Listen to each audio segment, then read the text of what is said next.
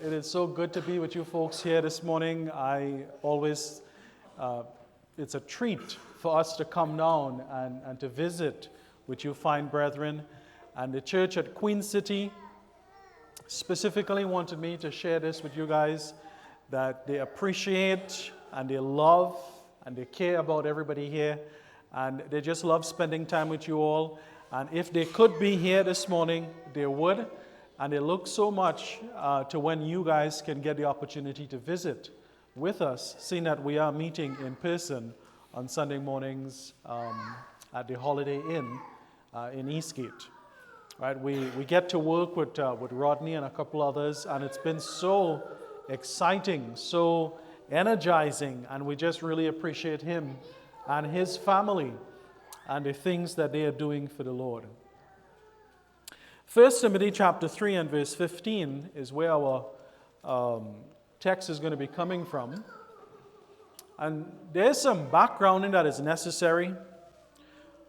There are those who believe that when Paul was imprisoned, from Acts chapter 28, when he spent some time in prison, that he was eventually released. The early church believed this. There are writers, patristic writers we call them. Some might refer to them as early church fathers. Eusebius, Clement of Rome, and others support the idea that Paul was eventually released and then recaptured, and subsequently he was put to death. Here we do find him in Rome, spending some time and having some visits from brethren. When he writes 1 and 2 Timothy, notice how he describes the young man. He calls him my true or sincere or genuine son in the faith. Some believe that Paul was instrumental in a very profound way in Timothy coming to the faith. He says, but it's not just his influence on Timothy. Right? When you read 2 Timothy chapter 1 and verse 5, he says this genuine, this real, this authentic faith was also in your grandmother.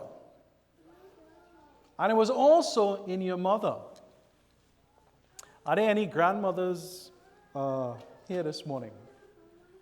If you are a grandmother, you are so precious. You are so important. You are so valuable to the future of the Lord's church that you fail to see it at times.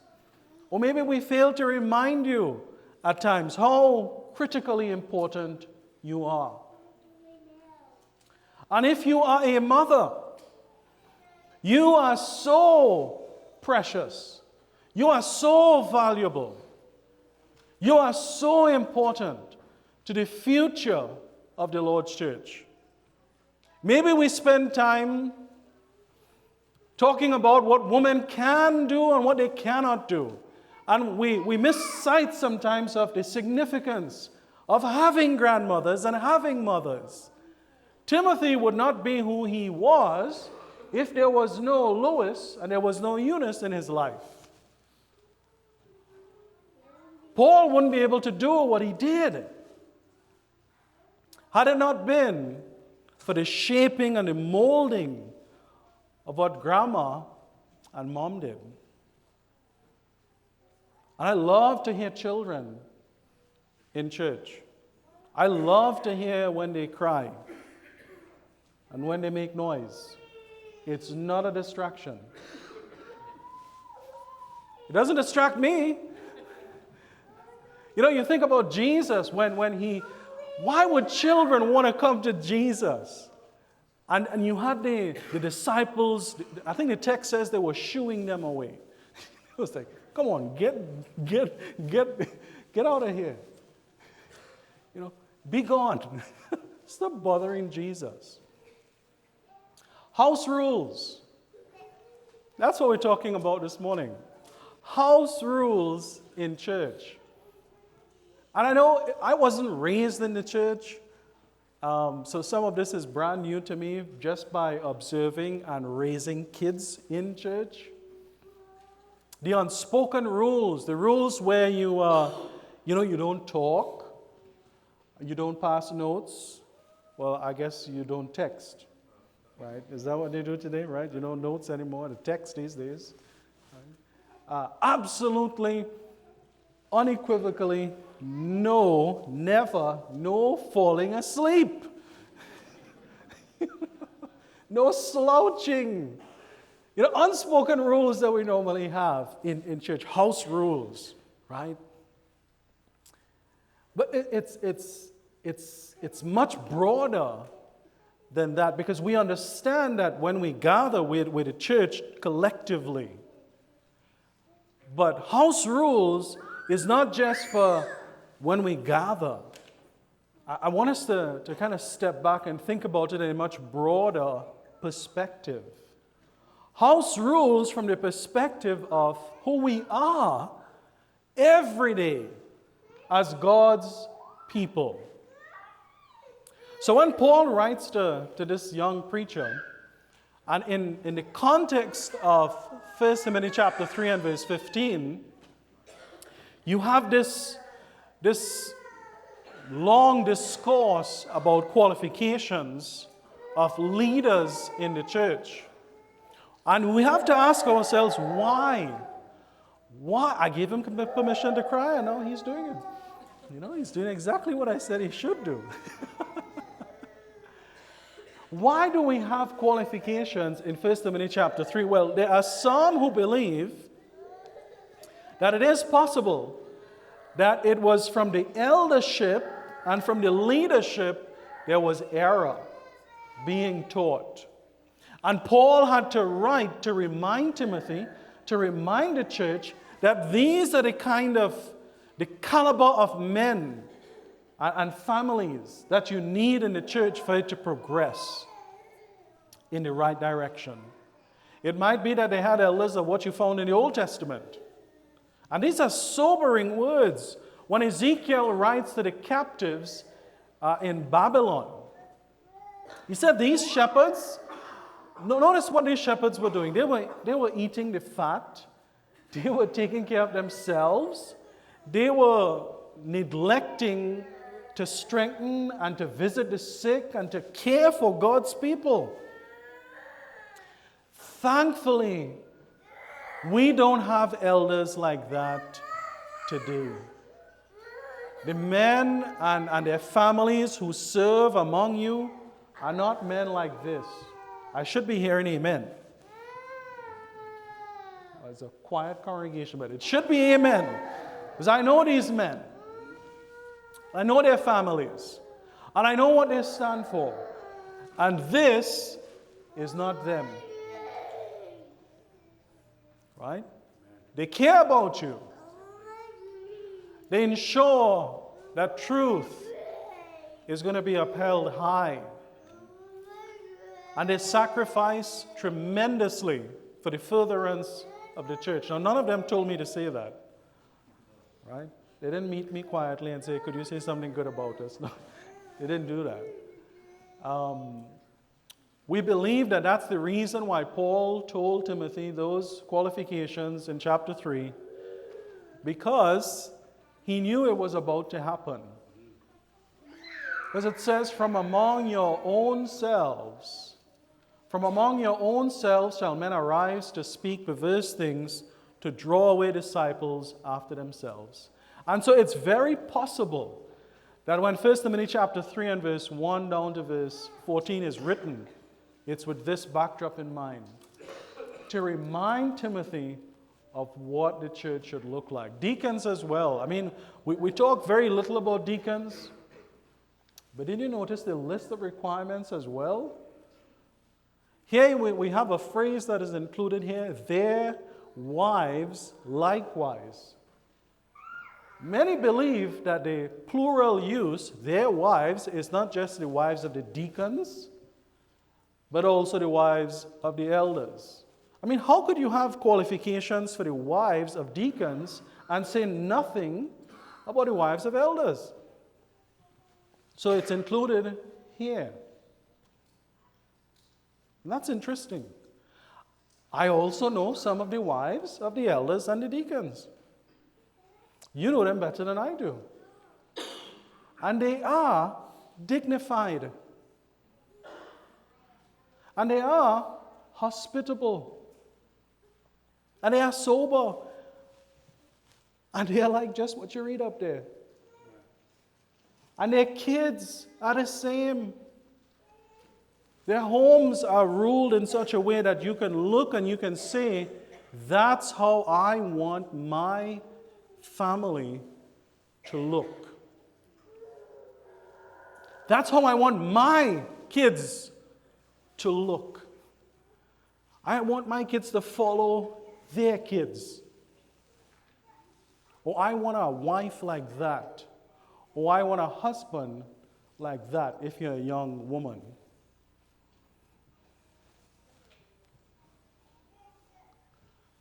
But Paul comes down to the text that we want to deal with this morning. If for some reason there's a delay, there are a couple things I want you to know. I want you to know, first of all, how you ought to behave yourself, how you ought to carry yourself, how you ought to live. Right? Not just when you are gathered, not just when you have a church service. The house rules that we were just talking about, no sleeping and slouching and texting and all that kind of good stuff. But how you are supposed to live in God's house. So we're going to take down the walls, push back the doors, and broaden the perspective. How you ought to live as a Christian. Notice how the church is described here. The church of the living God, the pillar and ground or foundation of truth. And when Paul writes to Timothy, it seems as if there was so much noise. There was so much distraction, so much competing voices. Here's some truth over here, and here's some truth over here, and this, by the way, is also truth. And Paul says, I want you to know, Timothy, and I want you to let the church at Ephesus also know that the church is where you find truth. It's in God's house. If there's one place you can come and find truth, it's here. It's among God's people. This is not a place where there's half-truths or pieces of truth. You find truth in God's house. He calls it the pillar and the support of truth. As I'm seeing Timothy reading this letter in church, and as he's reading this, and maybe he's looking out the window, and he is seeing this is what it would look like, the temple of Artemis or the temple of Diana, as the Romans called it. The columns there were 127 columns, 127 pillars. And it's as if Paul is saying, not that, Timothy. That's not truth. Now, Timothy knew this, but it's a reminder. That's not truth. The pagan worship out there, that's not truth. Everything that's pulling and competing for your attention, that's not truth. Truth is found in God's house. Then there were folks in church, perhaps apart from the leadership, that Paul had to remind Timothy to stop their teaching. Some were teaching things that they ought not to teach. And he says, this is one of the reasons I left you here. That these guys are devoting themselves to, it's called myth here, myths. I looked at the word, it's the word that you get the idea of novelty. something that's novel, something that's new, something that's interesting, something that captures your attention and you go like, wow, that sounds so good, juicy, interesting, never heard that before. Well, there was some apparently going around saying novelties. And they will get caught up in genealogies and speculations. Even the Spirit itself inspired Paul to say some would depart from the faith. The idea of here you walk this straight and narrow, and some would veer off course. Some would leave. Where get the word apostasy from? But Paul says, I want you to know how you ought to conduct yourself in the church of the living God, the pillar and the ground of truth. There are basically just two things I want us to think about this morning. You know, time is always running away from me.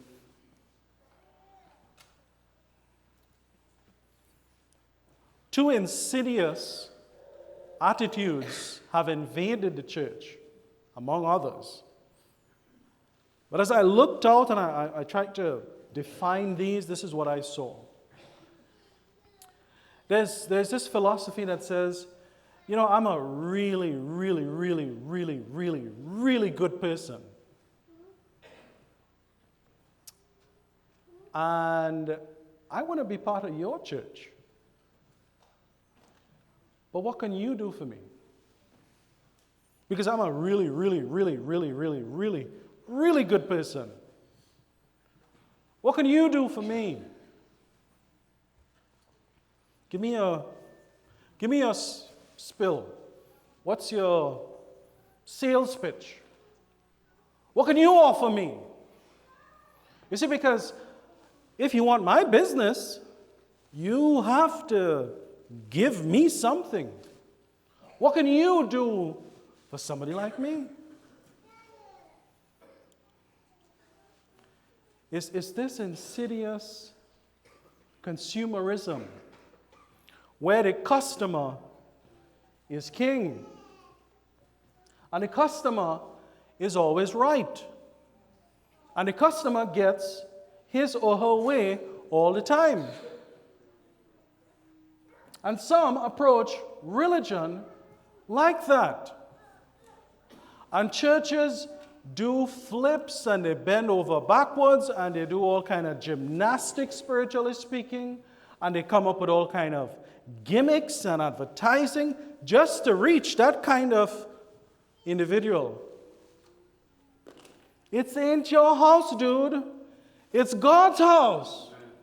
It's not yours. It's His house. It's His rules.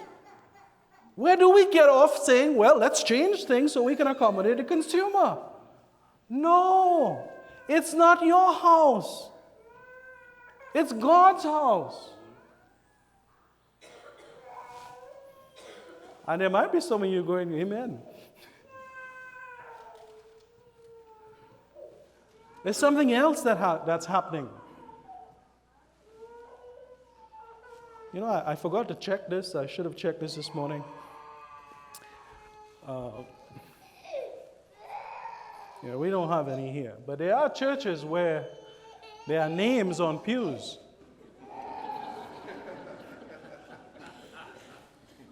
Some places you go and there are actually names on the pews.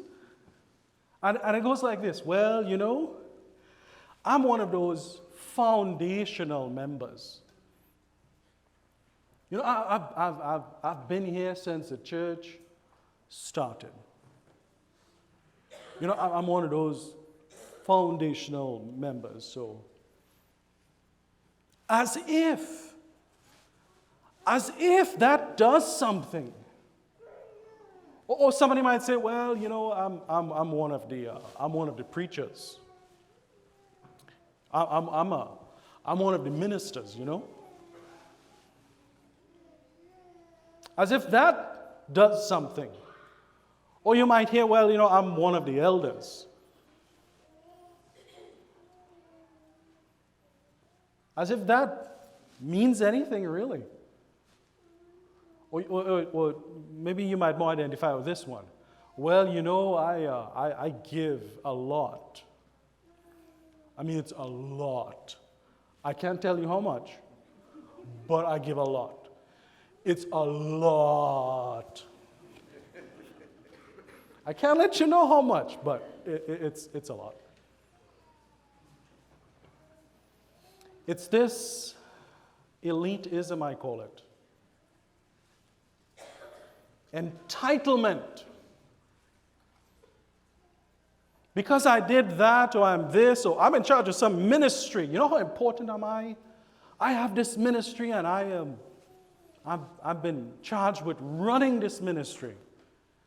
I'm very, very important. It ain't your house, dude. Yeah, I'm turning back some of my Trini slang back here. It ain't your house. It's God's house. So it doesn't matter how much you give.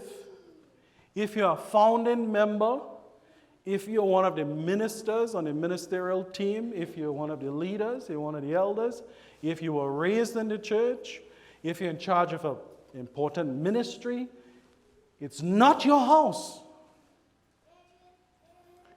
When somebody comes to your house, what do they normally say?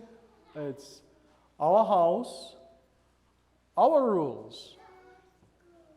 And somebody might ask the question, well, why? Why is it God's house, and why should we follow His rules?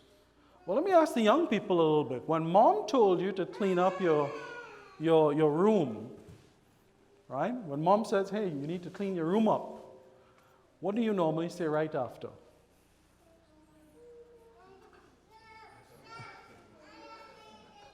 Yes, ma'am. Some of these guys, I think you got mixed signals from your moms. When mom usually says, clean up your room, what I would normally hear is, why? Why? You guys have some really good kids here. So that speaks volumes to the kids here. Typically you hear, why? And then what do you hear after that? What do moms normally say when kids go, why? Because I told you so. Well, it's much broader than that, right? It's much broader than why should we pay any attention to what God has to say? Just because it's His house. Right? I'll get in trouble for standing here. Let me get back up. I have to follow the rules, right?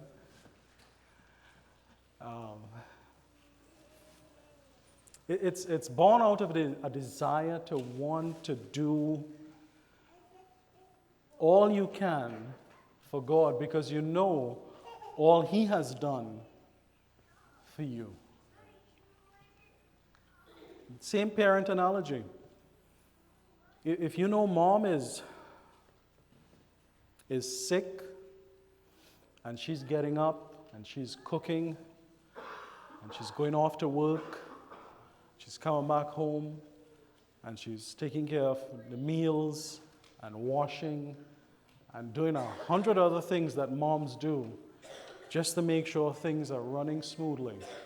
Or dad he's in pain. He doesn't show it. But he's in some pain. And you have no idea of the hits he takes every day on the job. Or what people say. And the challenges he has to deal with. Just to make sure there's food on the table. And the bills are being paid on time. And as a child, when you begin to see mom and dad like that, you wouldn't be asked to clean up your room. You'll want to clean up the room and the house and mow the yard, and take care of the vehicle, and whatever else. So because you understand the sacrifices that are being made. It's like in our communion service, if we get what Jesus did for us, This rule stuff will just go by the wayside. We will want to do everything we could possibly do because of who God is. Paul says to the young preacher, the young man, there are some things you need to flee. Yes, there are times when you need to run. And you need to run quickly. The word flee here is non-negotiable. It means run, get out, get away, run with haste. In your mind, you should be thinking, Joseph. He ran out of Potiphar's house, left clothes behind, ran away. It might be that there are some places you need to run from. It might be that the job that you're in, or maybe the section that you're in, you need to transfer out because there's stuff there that you know you need to be running from. You know you need to be, maybe you need a whole different job to begin with because it's poisoning your soul. It's destroying your life. You see all these advances coming your way. And you might need to run. These decisions are not easy. I guarantee you. But you might need to change jobs. You might need to change departments. You might need to change friends. There are things you might need to just run from. And he says there are also things that you need to follow. To follow very closely, like a hunter stalking its prey. You carefully trace this out. And when you see this, you should see Galatians chapter 5, the fruit of the Spirit. Love, joy, and meekness, and all that kind of good stuff. And then he says there's a time where you will have to fight. You're going to have to stand up, and you can't run from this one. You're going to have to fight. Where are you in your Christian walk this morning?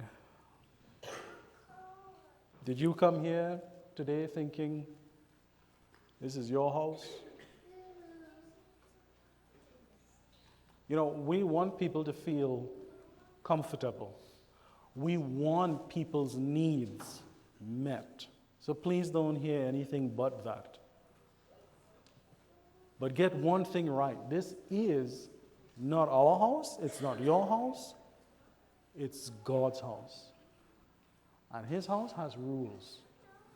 And if you want to become part of this house, there's a sign outside the door that says, in God's house, everybody is welcome. But these are the rules. If you're not a Christian, you could become one today. If you're 12, if you're 14, if you're 19, if you're 34, if you're 50, it doesn't matter.